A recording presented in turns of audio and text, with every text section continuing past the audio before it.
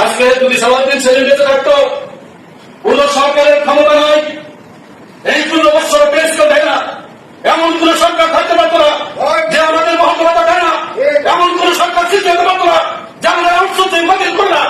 আজকে শুধু মহিলা দাঁড়ানির কারণে, ব্যক্তিগত ভিজিটিং কার্ড সাথে নেতা তৈরি হওয়ার কারণে আজকে বাংলাদেশে একটি গণতান্ত্রিক সরকার, রাষ্ট্র ব্যবস্থার স্বাধীন দেশ, স্বাধীন সার্বভৌম দেশে গণতান্ত্রিক সরকার আজকে যারা ছিল থাকত জনতার জীবন দিয়ে বৈষম্যের বিরুদ্ধে লড়াই করেছে।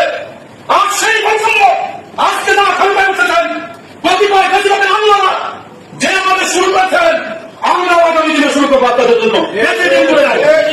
শুধু ঐক্যবদ্ধতা চাই।